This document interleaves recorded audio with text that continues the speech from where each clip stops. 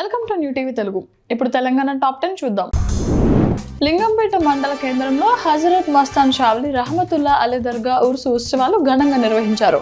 మాజీ ఎంపీటీసీ ఫతియుద్దీన్ ఇంటి నుండి గంధం జెండాను తీసుకొని ముస్లిం సోదరులు భారీగా అంబేద్కర్ చౌరస్తా నుండి జామీ మసీదు ప్రాంతంలోని దర్గాకు చేరుకున్నారు. మౌలానా అబుల్ హసన్ రజీ ప్రత్యేక ప్రార్థనలు నిర్వహించారు. ఈ కార్యక్రమంలో యువకులు, పెద్దలు పెద్ద సంఖ్యలో పాల్గొన్నారు. అనంతరం ప్రసాద పంపిణీ, భోజన కార్యక్రమాలు జరిగాయి. జగిత్యాల ఎమ్మెల్యే సంజయ్ తీరుపై మాజీ మంత్రి జీవన్ రెడ్డి తీవ్రంగా మండిపడ్డారు. సంజయ్ ఏ పార్టీలో ఉన్నారో ఆయనకే తెలియదు. అలాంటి వ్యక్తి కాంగ్రెస్ అంతర్గత విషయాల్లో జోక్యం చేసుకోవడం ఏంటి అని ఆయన ప్రశ్నించారు.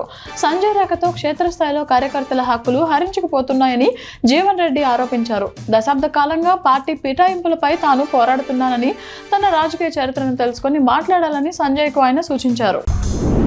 వరంగల్ జిల్లా వర్ధన్నపేటలో ఇందిరా మహిళా శక్తి సంబరాల్లో ఎమ్మెల్యే కేఆర్ నాగరాజుకు మహిళలు చుక్కలు చూపించారు.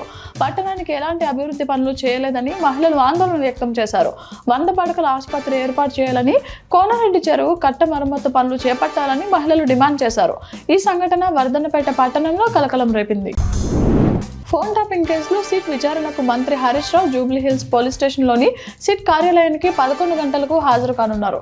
ఈ నేపథ్యంలో జూబ్లీ హిల్స్ పోలీస్ స్టేషన్ ముందు భారీగా పోలీస్ బందోబస్తు, ప్రత్యేక భద్రత ఏర్పాటు చేశారు. హరీష్ రావు అభిమానులు, బీఆర్ఎస్ శ్రేణులు పెద్ద సంఖ్యలో తరలివచ్చే అవకాశం ఉంది. రాజన్న సిరిసిల్ల జిల్లా సిరిసిల్ల మండలంలోని వెంకంపేట జిల్లా పరిషత్ పాఠశాలలో గోరుముద్ద కార్యక్రమం ప్రారంభమైంది. ఈ కార్యక్రమంలో మాజీ కౌన్సిలర్ సభ్యులు కల్లూరి రేణుకారాజు పాల్గొన్నారు. పాఠశాల ప్రధానోపాధ్యాయులు మాట్లాడుతూ, ఈ విద్యా సంవత్సరం 10వ తరగతి విద్యార్థులు మంచి మార్కులు సాధించి తల్లిదండ్రులకు, ఉపాధ్యాయులకు, పాఠశాలకు, ప్రాంతానికి మంచి పేరు తీసుకురావాలని ఆకాంక్షించారు. రాష్ట్రంలో 1 కోటి మంది మహిళలను కోటీశ్వరులను చేయడమే కాంగ్రెస్ ప్రభుత్వ లక్ష్యమని మంత్రి వాకిటి శ్రీహరి అన్నారు. మక్తల్ నియోజకవర్గం అమర్చింతలో ఇందిరా మహిళా శక్తి కింద 61 లక్షల వడ్డీ లేని రుణాలు, ఇందిరమ్మ చీరలను మంత్రి పంపిణీ చేశారు. ఈ సందర్భంగా ఎంపీ మాట్లాడుతూ, తెలంగాణను ధనిక రాష్ట్రం నుంచి అప్పుల రాష్ట్రంగా మార్చిన గత బీఆర్ఎస్ పాలనను విమర్శించారు. జిల్లా కేంద్రంలోని అంబేద్కర్ చౌరస్తా వద్ద సిఐటియు, ఏఐకేఎస్, ఏఐఏడబ్ల్యూయు ఆధ్వర్యంలో కేంద్ర ప్రభుత్వ విధానాలకు వ్యతిరేకంగా నిరసన చేపట్టారు. లేబర్ కోడ్ల ద్వారా కార్మిక హక్కులను హరిస్తున్నారని సిఐటియు జిల్లా కార్యదర్శి రాజేందర్ విమర్శించారు. ఉపాధి హామీ చట్టాన్ని నిర్వీర్యం చేయాలన్న ప్రయత్నాలను ఉపసంహరించుకోవాలని వ్యవసాయ కార్మిక సంఘం నాయకులు డిమాండ్ చేశారు. కార్పొరేట్ అనుకూల విత్తన చట్టం, విద్యుత్ సవరణ చట్టాలను రద్దు చేయాలని రైతు సంఘం నాయకులు కోరారు.